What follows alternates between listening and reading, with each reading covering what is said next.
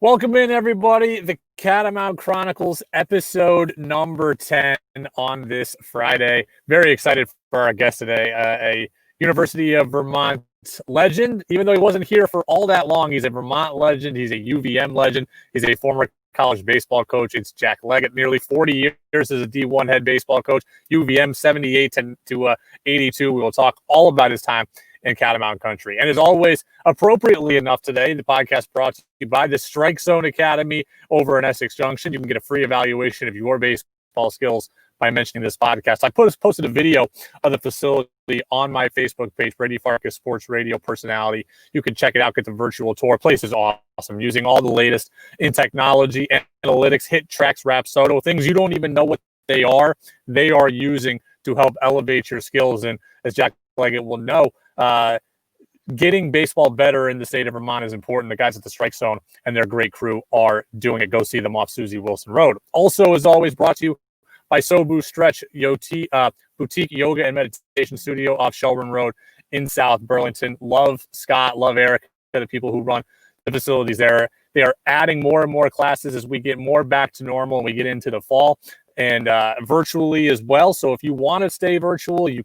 can. I've done a virtual class. It was great. It felt like I was in the studio. I've been to the studio in person, see their layout. They've got social distancing guidelines being followed as per the CDC. So very safe, small classes. And as always, also our newest sponsor on the podcast for month number 2, Buffalo Wild Wings off Shelburne Road in South Burlington. Available for pickup and delivery at 802-489-5083. That's 489-5083. Our buddy Aaron Miller, UVM's own, is one of the owners of that facility. So local people helping local people. Buffalo Wild Wings, yes, it's a chain restaurant, but it's owned locally here by people who you can help. Another football Sunday coming up, a college football Saturday tomorrow. That's the place that you're going to want to be. Now I want to welcome in our guest. He's a member of the Vermont Sports Hall of Fame. He is a guy who's been to the College World Series 6 times, former baseball coach at UVM, Western Carolina, and Clemson. It's Jack Leggett. Jack, how are you?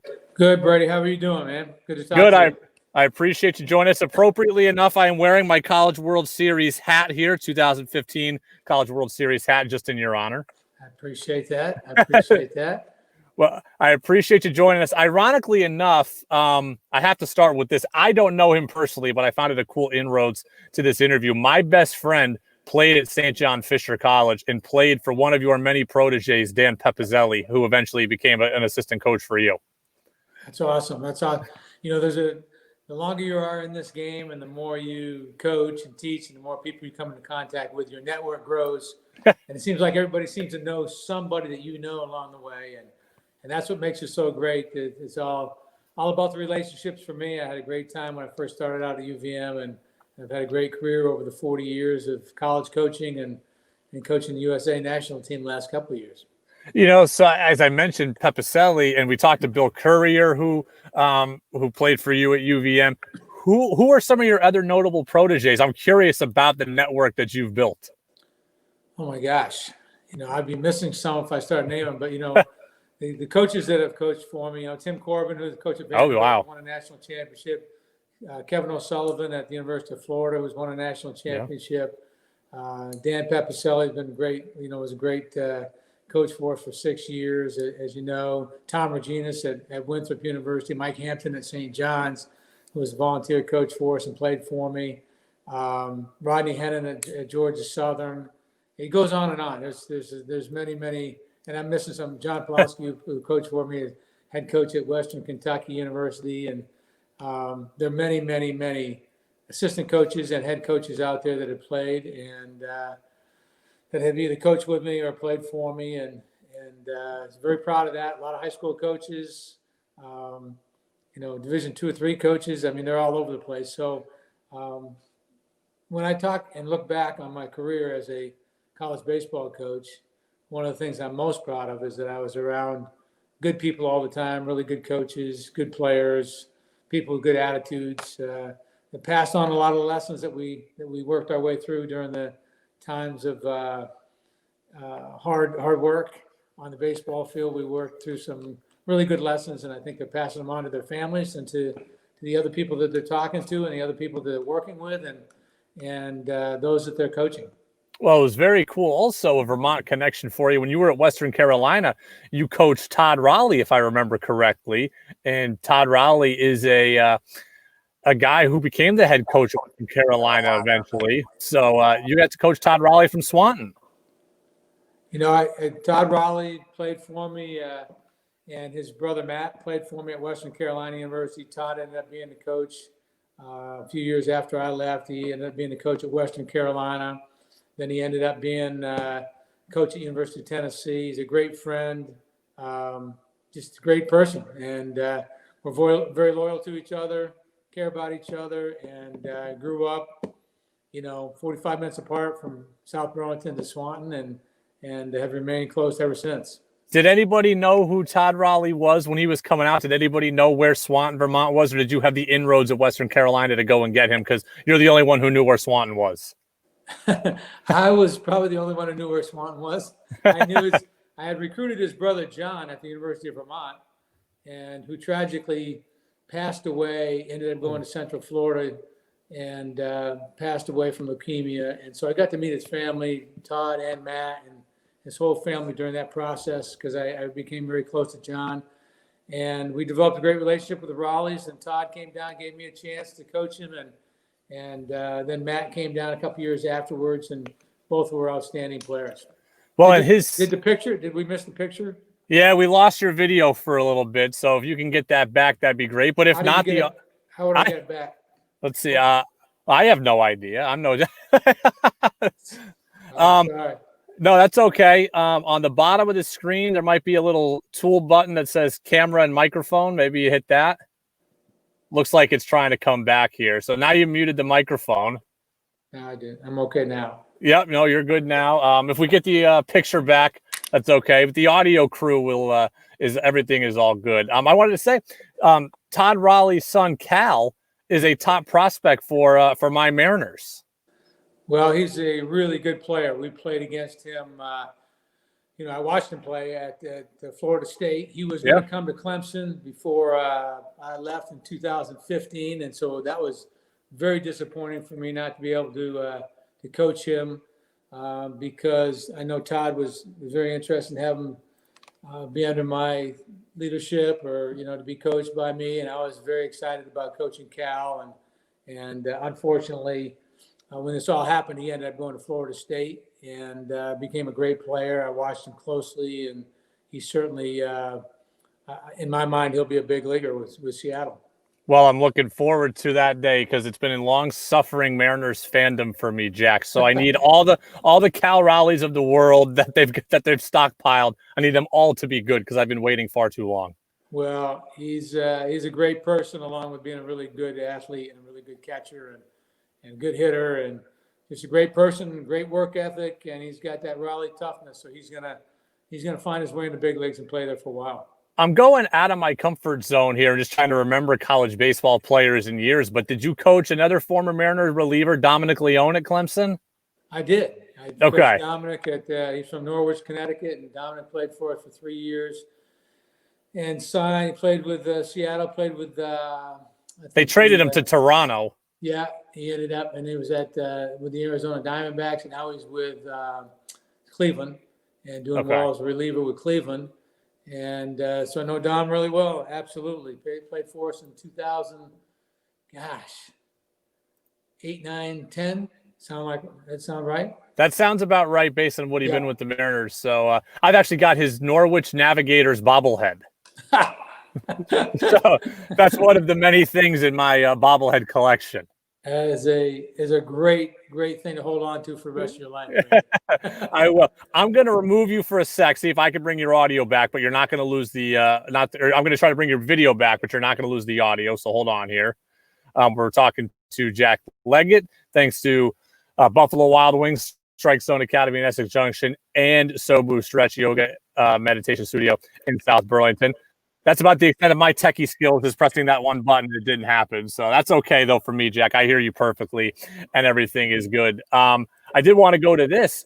You are the only person, I believe, in any sport to coach at both Division I schools nicknamed the Catamounts, UVM in Western Carolina. Yeah, it was just there's a lot of things that lined up when I went to Western Carolina back in 82. I guess I left in fall of 82. And it was the Catamounts. I was in Jackson County, which is my first name.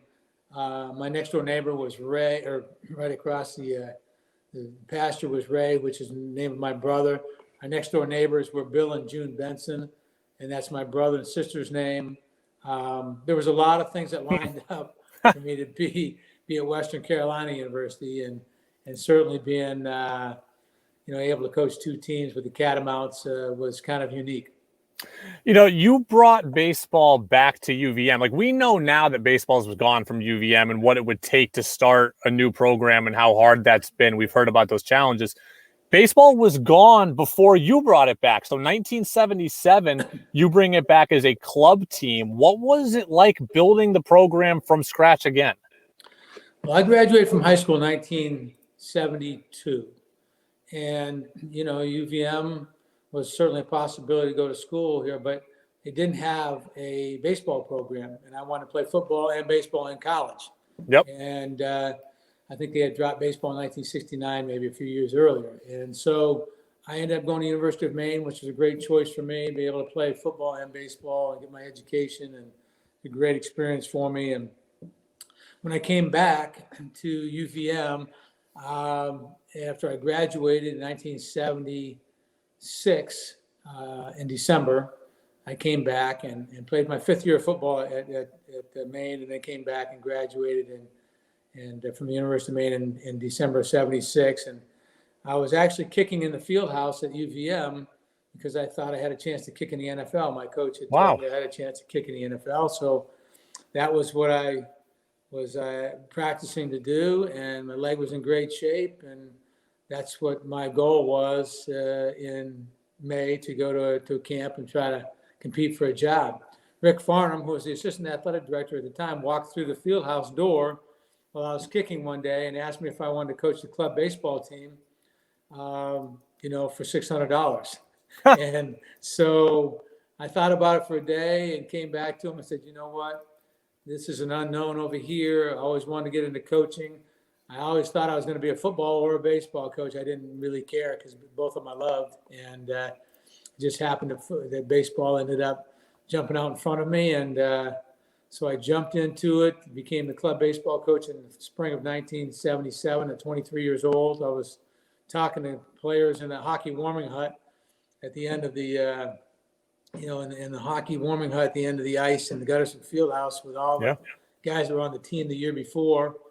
And it was like, honestly, like the Bad News Bears, guys with bandanas and everything. I mean, it was like, wow, we're going to have to run this program a little differently. And had some very loyal and good players, and they had fun with it. We went 11-9. I think we played 20 games against Division I teams, played in Connecticut and New Hampshire, and all these other schools, and St. Lawrence and Clarkson College, Norwich, Middlebury, Dartmouth. We played some local teams within the New England area. And when they offered me the job as the club coach, Brady, they told me that it's going to turn to varsity status in July with lacrosse and gymnastics. And so if you do a good job, you may be the head coach at 23 years old of a Division I baseball program. So that was worth the chance to me. And I had some great loyal guys like Craig Ramini, Jim Edgerton, Lenny Gluck. I mean, I can name a lot of them, but those guys played hard as club players and treated it as varsity sport. And it turned to varsity at the end of the year, and in July, and they named me the head coach at 23. I was the youngest Division I baseball coach in the country. So that's how I got started. How much did you learn in that experience? I coached college baseball for 3 years, 2 of them at junior college, 1 at Division III. And I realized quickly that the actual part of the job that I loved, the actual coaching, was like 15% of the job. It was all the other stuff that took up most of your time. How much did you learn in those first couple of years at such a young age? Well, I was fortunate. My father was a coach for 40 years, so I was around coaching all the time. He coached some football, track, wrestling, swimming at the University of Vermont. He coached, swimming and football before they dropped football. And so I'd been around coaching all my life. I'd been around good coaches because I played football, basketball, baseball, and high school, then football and baseball in college. I'd been around it. I paid attention. I was a physical education major. I wanted to coach. So I think I had pretty good aptitude. And so at 23, I learned a lot, but I was the head coach at University of Vermont. I had no assistant coaches for the first couple of years till Donnie Pickard came in as my assistant coach. So I was doing the infield, outfield, hitting, catching, pitching, offense, defense, driving the van, coaching in the physical education department, working on the field, doing the recruiting, you name it, I was doing it. And I was young, didn't matter what I was getting paid. I was getting my master's at the same time at the University of Vermont, and all for a whopping $4,900, and I had to pay for my master's out of that. So wow. I was on the move, and I just knew that I loved what I was doing, and I was lucky to surround myself with some really good people that I had recruited and are still loyal to this day. And so it was a great experience for me, and I learned a lot.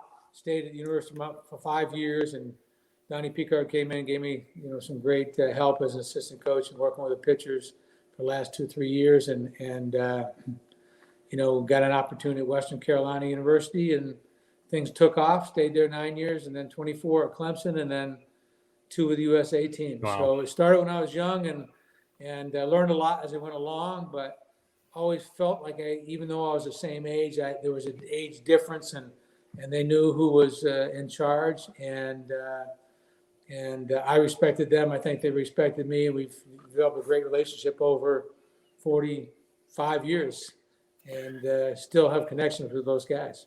Now, you went to South Burlington High School, grew up in Vermont. So how much did it mean to you to get the UVM job, a place where your father coached?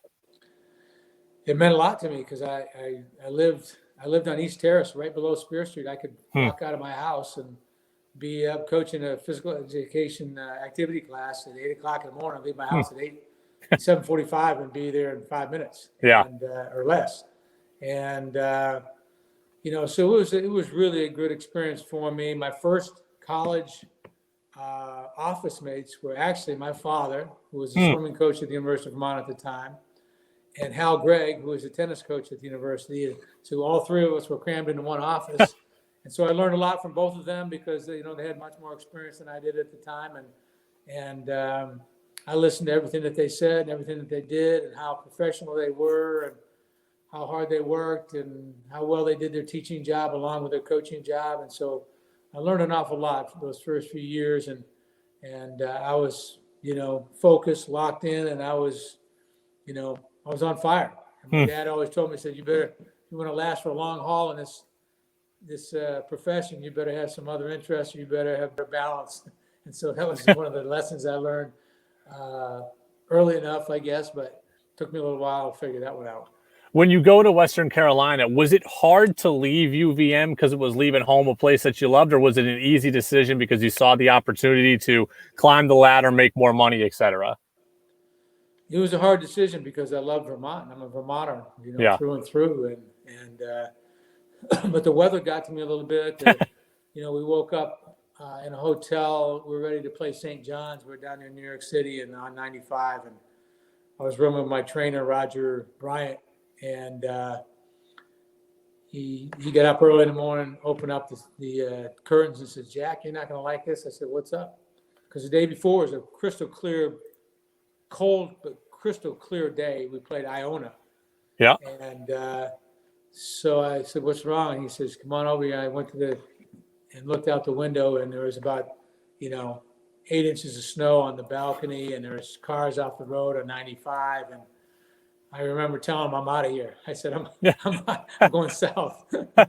But it was a very tough decision because my family still lives up in Vermont. My mother, my 2 brothers and sister, and a lot of my really close friends live up there. So it was always tough to move south, but it was a good thing for me. And if I was a ski coach, it was a great place to be. Yeah. But baseball wise, it just made sense for me to kind of follow the weather south. And so I got the job at Western Carolina University. And part of the reason I got that job when I applied for it was the athletic director was a football coach. And they had 2 coaches in the same year.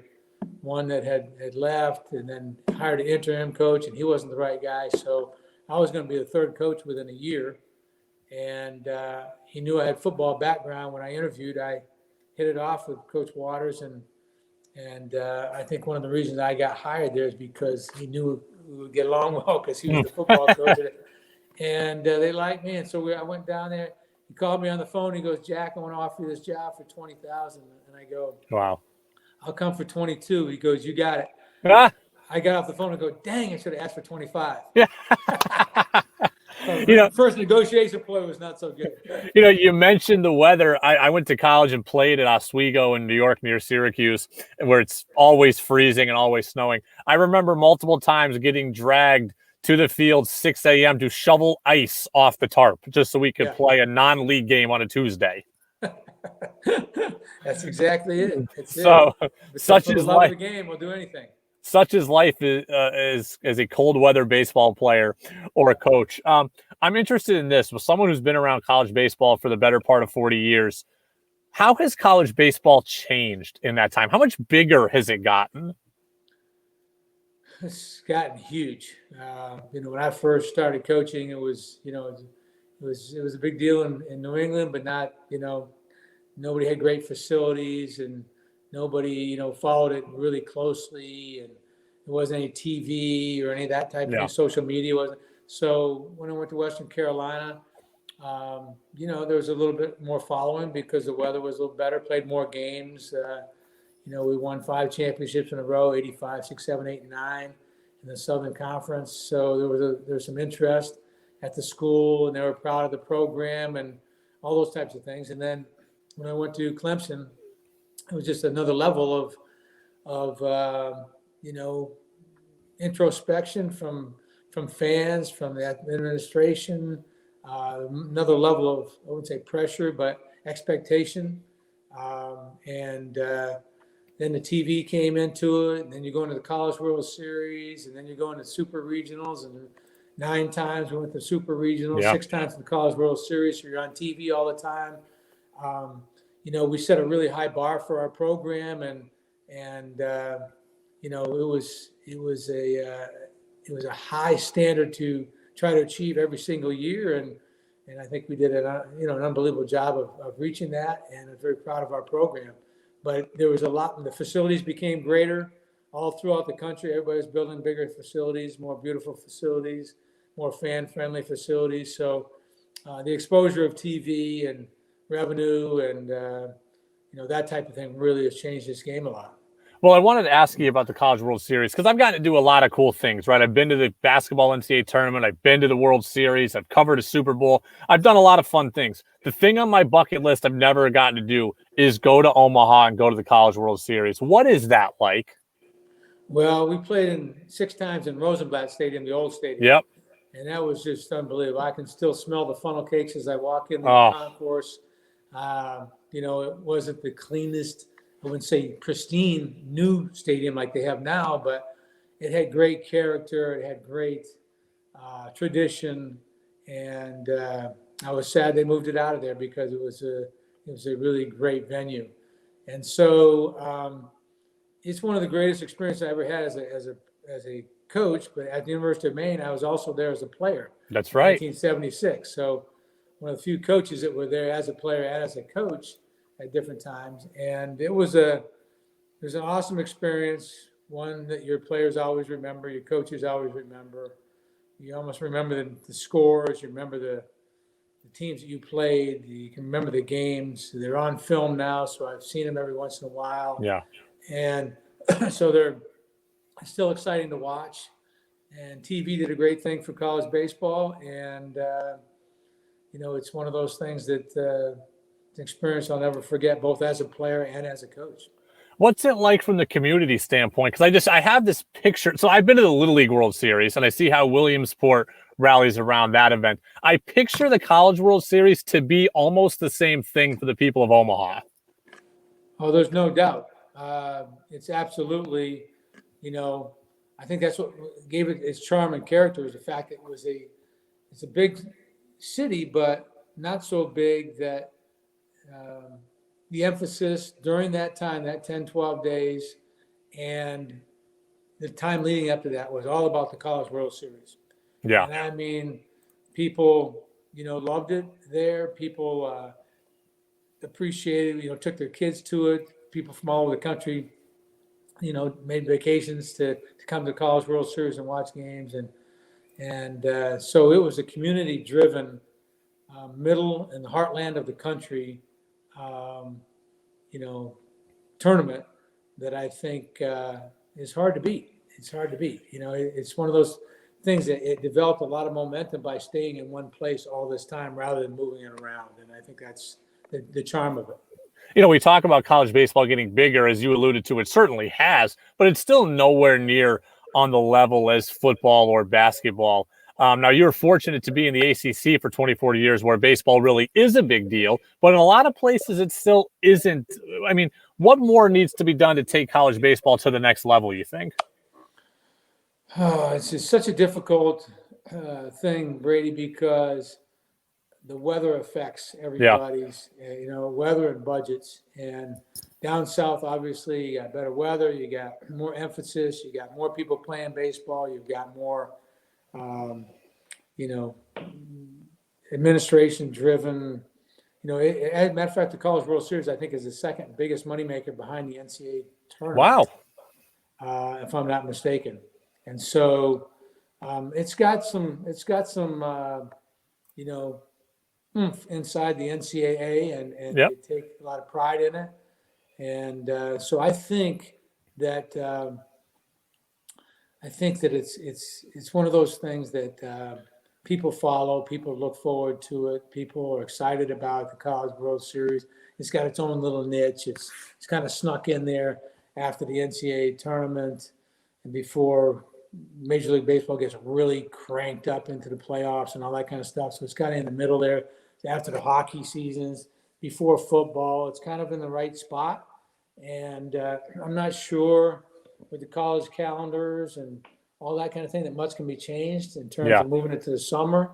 I'm not sure that's even a good idea personally, because I like playing sports during the school calendar years. Yep. And that's why I got into college coaching in the beginning. I didn't want to be professional coaching, but so I think the only thing I can say is that there's a lot of diversity in college baseball. It's unfortunate a school like UVM drops baseball because, you have a sport in the state of Vermont that people care about in the spring. It's tough. It's, weather's a little bit of an issue, but at the same time, it's the America's sport, baseball. Everybody plays baseball.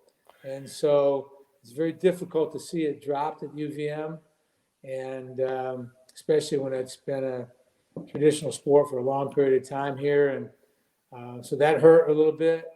And all these Vermont players that are good high school players and have aspirations going on to play college, is really not a Division I school in the state to be able to to aspire to be a part of. And so that's a little bit difficult for me to swallow, because I grew up in Vermont and I always love to see, baseball in the state of Vermont.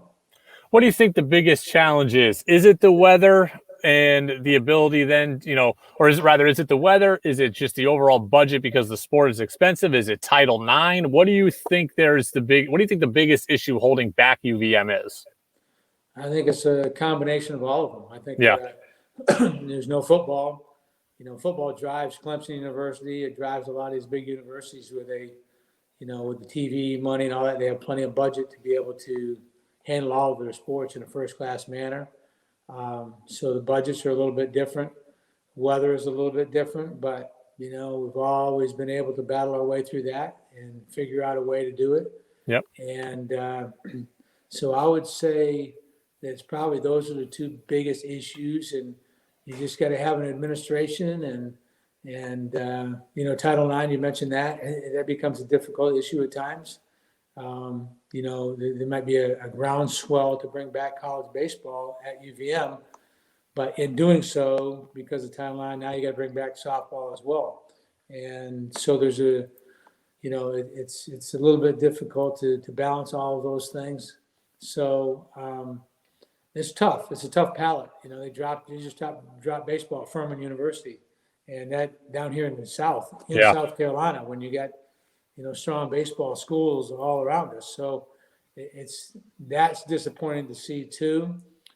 This pandemic has not had a really good effective, affect a lot of things in a negative way. So it's been tough on a lot of schools recently.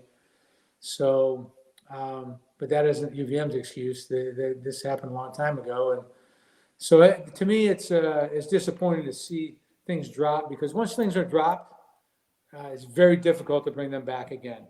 And I hate to see it. I hate to see it go that route, because people start to not care about it because it's gone out of sight, out of mind a little bit.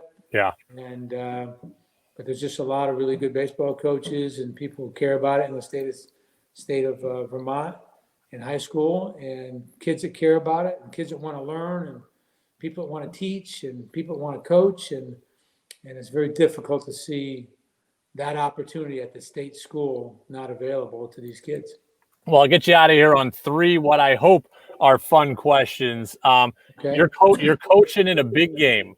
Mm-hmm. You're up by a run. Of all the guys you've coached against in your career, who's the guy you least want coming to the plate for the other team? Oh, wow. I had several guys on my teams that I wanted to come up. Yeah, right. Several guys that are playing in the big leagues, or Cleo Green, who hit 470, 27 home runs, 90-something RBIs. And Slick field. Padres. Yeah, Padres and St. Louis and so forth. But so I had several guys that I didn't want to come up. J.D. Drew from Florida State was probably a pretty good guy. Didn't want to see him come to the plate. And there probably were a good handful of guys that were very dangerous. They came to the plate in tough situations that you knew you had to beat to win the ball game. And so very difficult to name a bunch of them, but he would be one that was early in my career at Clemson. A couple of guys on my Mariners who were actually kind of reversed in college and the pros. So Dustin Ackley was great at UNC and not good with the Mariners. And Kyle Seager, I don't think, was great at UNC and is awesome with the Mariners. Yeah, you're right. So, I love Seager, though. He's my guy. He's my favorite player right now. So sorry he's not a Clemson guy. I wanted to ask you this. This one might not be as fun. Is there a loss that still sticks with you all these years later? Yes. Yeah, there's several of them. Several. I'm lucky we won a lot of games and we did a lot of good things. But the losses seem to stick in there. And I think one of the losses that was really tough was back in 1997. We hosted a regional at Clemson, and we won the first game, won the second game, and Southern Cal they were playing at our field, and we had at that time it wasn't a super regional. We played 6-team regional. Okay. They had lost their first game. They pitched backwards. They didn't pitch their number one guy, Seth Etherton, who was a first rounder. Yes. They didn't pitch him the first game, so they lost the first game in the regional. They didn't pitch him the second game because I think the only way, so they win the second game. Now we got to play. We lose our second game. I guess we were 1-0, and we got to play, or 2-0. We play South Alabama. We bring in our relief pitcher, who's really good, in the 8th inning, and it's a 1-1 game. And he's going to pitch. He's a sidearm. He's only going to pitch 1 inning or 2. We're going to win the game. Well, the game goes 17 innings. Oh. And he pitches all, 7 or 8 innings of that game. And we finally lose 2-1. And we got to play in the 11 o'clock game the next morning against Seth Etherton and USC's number 1 pitcher. And we couldn't catch up to them, and they beat us, and we're eliminated. And they ended up winning a national championship that year, in 1997. Wow. But losing to South Alabama in 17 innings, I call that a pillow pounder. I sat in my bed, laid in my bed, I had pillows on both fists and just pounded them and said some words probably I shouldn't have said. And I got up next morning and tried to attack the day. We just didn't have it. But that was a tough one. Losing at Texas A&M in the third game of a super regional there to go to Omaha with men on base, and they struck our guy out at the end of the game. That one still hurt. 1999, and just losing a couple tough games in Omaha, but for the most part, a lot of great memories, a lot of great wins, a lot of great times. You know, the greatest moment, one of the greatest moments was walk-off grand slam, game 1, where we beat Oral Roberts at home in front of a packed crowd. Walk-off grand slam in the Super Regional, game 1. So we had win one more to go to Omaha. We won it. And so some great moments, some really, really good moments.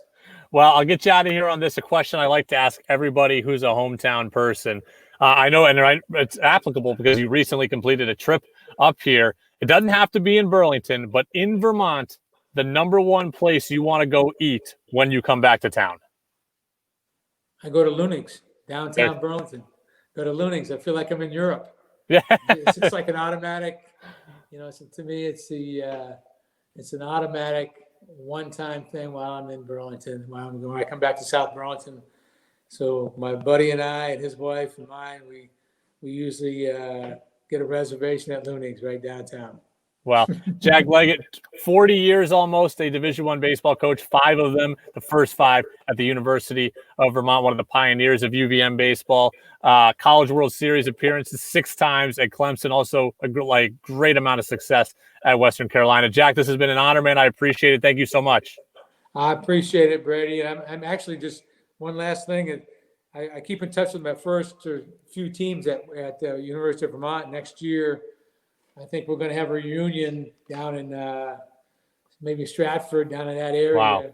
And with Bill Courier, who we talked to before, and Bob Boucher, and John Bartlett, and Dan Gasparino, Kirk McCaskill, Dave McGinn, Jeff Green, Mike Pash. Some really, really good guys that were very loyal at the very beginning of my career, coaching wise. And I go like this. I go, so we're going to get together, and I'm talking to these guys, and I go, how old are you guys anyway?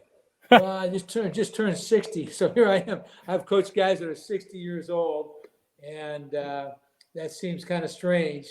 But at the same time, I've had 40 years and 45 years since I started coaching, and there's been a lot of great memories, a lot of great people, and certainly looking forward to getting together with my players and keeping in touch with them all. And that's what makes it so great for me. Well, a lifetime in baseball, as a lifelong baseball guy myself, if I could ever have the life that you had in baseball, that'd be living pretty good. So, Jack, thank you. Thanks, Brady. Great interview. I appreciate it.